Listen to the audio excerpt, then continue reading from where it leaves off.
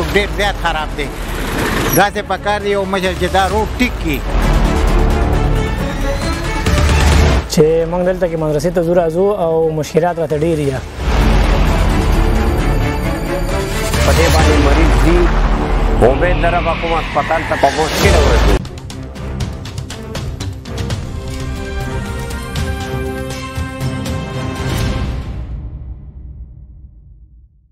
د ضلع مردان سیمې بخشالي نه تر بالاګړۍ دا د کینال روډ د مودو داسې خراب دی چې موجوده صورتحال یې د تخبای د کندراتو نه هم بدتر دی یو اړخ ته که د بخشالي یو بالاګړی خلکو ترمنځ یو بل رشتې دي نو بل اړخ ته په دې روډ یوه لویه مدرسه هم ده د خراب روډ د وجې طالب علمانو ته ګڼ شمېر مسلې راپېښې شوي دي او د موجوده حکومت ټاکلي شوي رهبران امینه مجاهد خان او ایم پی ای عاطف خان د خابې خرګوش په خوب اوده دي او د دوی ته یې اډول پام نشته راځئ چې د دې ځایونکو وینا تاسو سره شریکه کړو اعوذ بالله من الشیطان الرجیم بسم الله الرحمن الرحیم دا زمونږ د دې بالاګړی نه د دې بشخالي پورې دا روډ دی د دې نه پاسه مونږ ولاړ یو خو دا ډېر زیات خراب دی بیمارانو ته ډېر تکلیف دی داسې ورځ نشته چې پکې اسکیډنټ نه کېږي راب ته ګاډي پروزي یا نیر ته پروزي نو تاسو ته ښکاري دې کیمره کې تاسو دې روډ ته وګورئ نو زمونږ حکومت ته دا راغلی چې دې عوامو ته دا روډ پوخ کړي او عوامو ته ډېر زیات تکلیف دی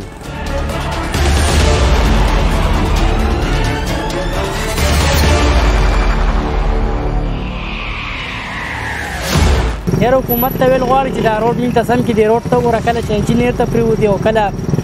ټول ګاډي په دې لار چې راځي خرابېږي یاره ټول روډ خراب دی صرف یو سر او بل سر یې ولا سترګې ولا تورې کړي دي یو سر او بل سر یې ولا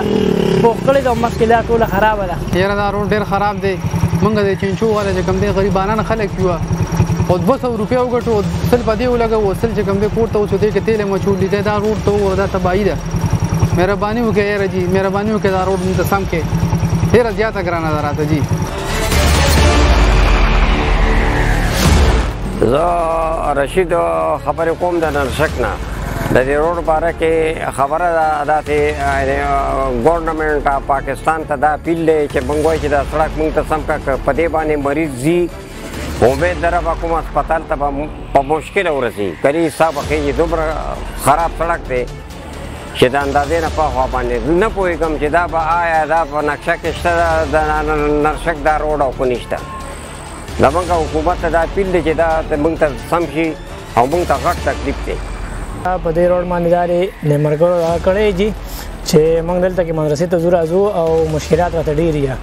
نو چې سهار چې ټایم راسو نه او چې بیا ځو نو ګرمۍ کې هم لکه په لړزان یو دا او دغه شانته موږ تاسو دا درخواست چې دا روډ موږ ته صحیح کړي او څه تکلیف یې معمولي غونته نو هغه چې کوم دی نو موږ روزانه کلاس نه لیټ کېږو نو دغسې تاسو درخواست دی چې موږ نه یو ګاډی مخکې شي نو بل ته بیا ګاډېدی نه شي سړی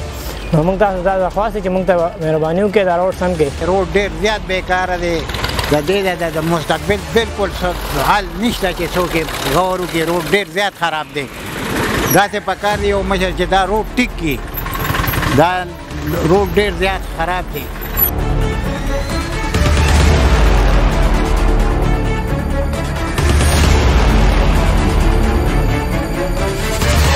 د بخشالي نه والا د بالاګړی پورې چې کوم روډ تللی دی